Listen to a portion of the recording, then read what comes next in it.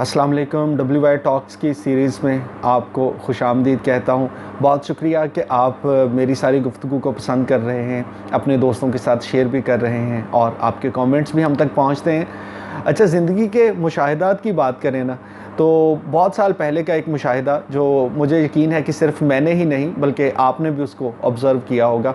Motorcycle पे जा रहे थे और हमारे सामने वाले जो आगे मोटरसाइकिल चल रही थी उस पे जो साहब सवार थे, उन्होंने घर के लिए कोई फल ख़रीदा और उसको, जैसे कि आम तौर पे हमारी आदत होती है कि फल वाला शॉपर जो है वो हम मोटरसाइकिल के साथ लटका लेते हैं।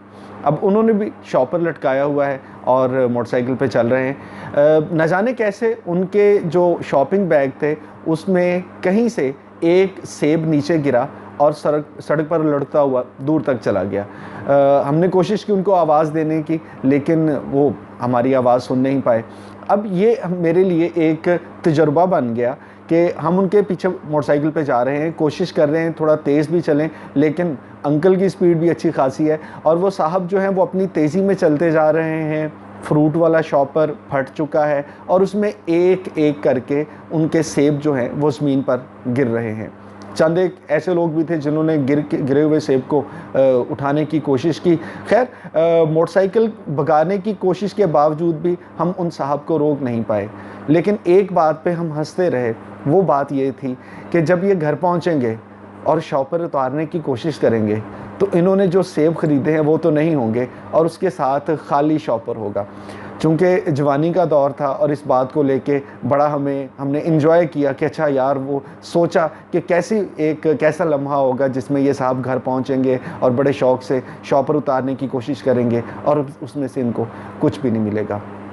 खैर, मुझे याद पड़ता है कि ये वाक़या शायद चंद एक दोस्तों के साथ मैंने पहले भी कभी शेयर भी किया होगा और अपनी जवानी के दिनों में इस बात पे कह भी लगाए होंगे कि हाँ यार, देखो क्या होता है कि जब आपने ध्यान नहीं किया।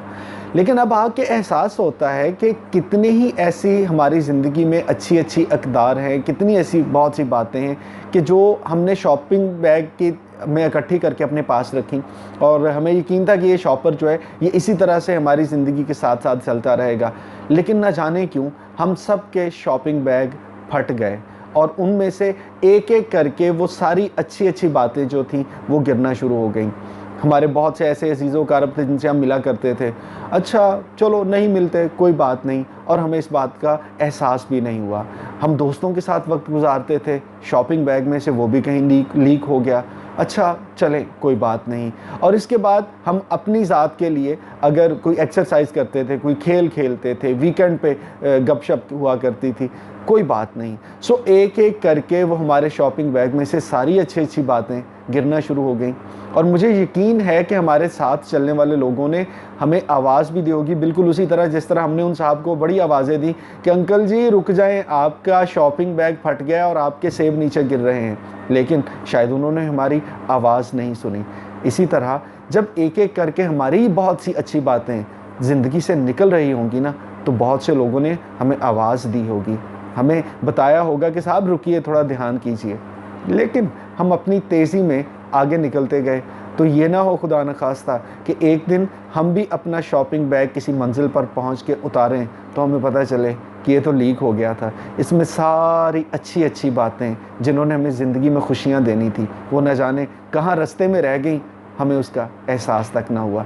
सो एक बार अपने अपने शॉपिंग बैग ज़रूर चेक कर लीजिए, उसमें जो जो अक़दार आपने और मैंने डाली हैं, जो अच्छी चीज़ें हमने डाली हैं, जो उस मंजिल पे पहुंच के हमें खुशी देंगी, क्या वो मौजूद हैं? अगर नहीं तो थोड़ा सा एहसास करना आपका और मेरा फ़र्ज़ बनता है। बहुत शुक्रिया। हमारे पेज को लाइक कीजिए, शेयर कीजिए, सब्सक्राइब कीजिए। आज की बात यहाँ तक थी। अल्लाह हाफ़िज़।